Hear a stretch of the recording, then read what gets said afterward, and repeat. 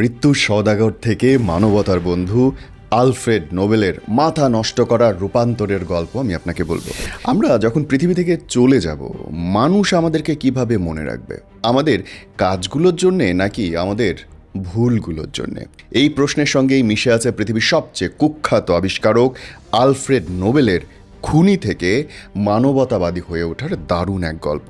আজকাল Facebook, YouTube, প্রায় সব জায়গায় জ্যান্ত মানুষের মৃত্যুর খবর আসে হরহামেশায়। পরে আবার সে লাইভ করে বলে আমি মরি নাই, বেঁচে আছি। এইরকমই একটা ঘটনা ঘটেছিল আলফ্রেড নোবেলের জীবনে। আর তা থেকেই আজকের পৃথিবীর সবচেয়ে বড় পুরস্কার, নোবেল পুরস্কারের জন্ম। নিজের জীবন দশায় নিজের ভুল মৃত্যু সংবাদ পড়েছিলেন তিনি।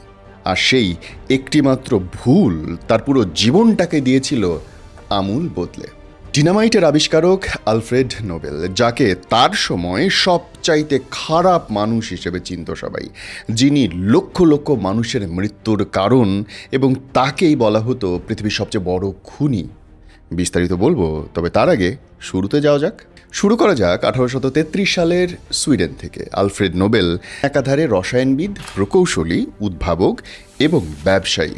তার জীবনের সবচেয়ে বড় আবিষ্কার ডিনামাইট। 1867 সালে তিনি যখন এটি আবিষ্কার করেন, তখন তার উদ্দেশ্য ছিল মানুষকে মারা না, ধ্বংস করা না, বরং তিনি চেয়েছিলেন পাহাড় কেটে রাস্তা তৈরি করা, খনি থেকে সম্পদ ওঠা, কিংবা সুড়ঙ্গ বানাতে।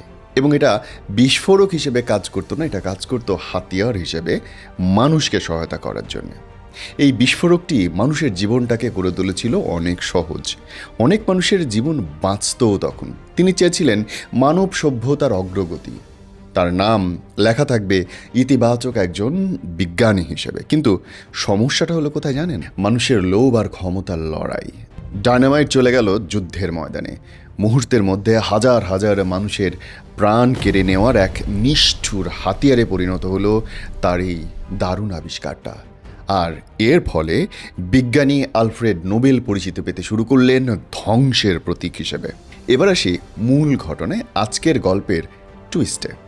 সালটা 1888। আলফ্রেড নোবেলের ভাই লুডভিগ নোবেল তিনি মারা যান। তিনিও আলোচিত মানুষ ছিলেন সেই সময়, আর সে কারণে পত্রিকায় সংবাদ ছাপা হলো।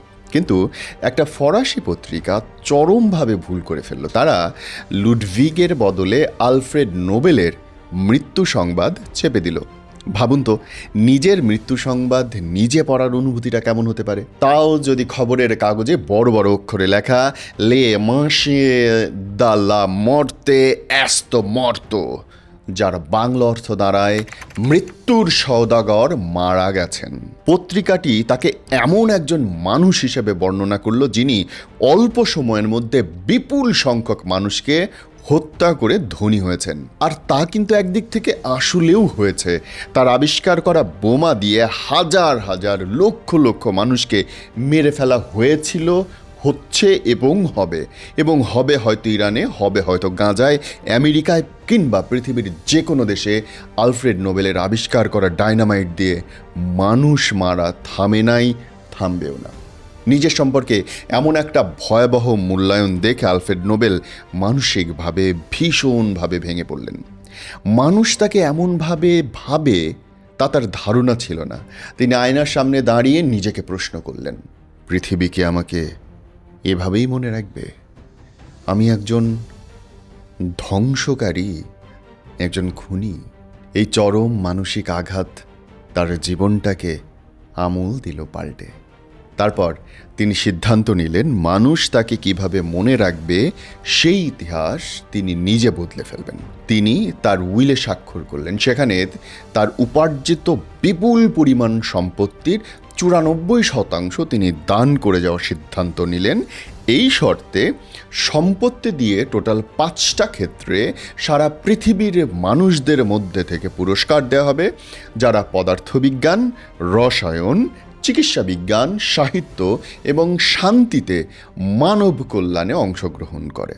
এই পুরস্কারটা খুঁজে বের করবে পৃথিবীর সবচেয়ে ভালো মানুষদের, ভালো আবিষ্কারকে যেন তাদেরকে সাপোর্ট করে, ইতিবাচক কাজের চেষ্টা যেন দুনিয়া জুড়ে বাড়ে। আর একই সঙ্গে জন্ম হয়ে গেল পৃথিবীর সবচেয়ে মর্যাদাপূর্ণ পুরস্কার, নোবেল প্রাইজ বা নোবেল পুরস্কারের।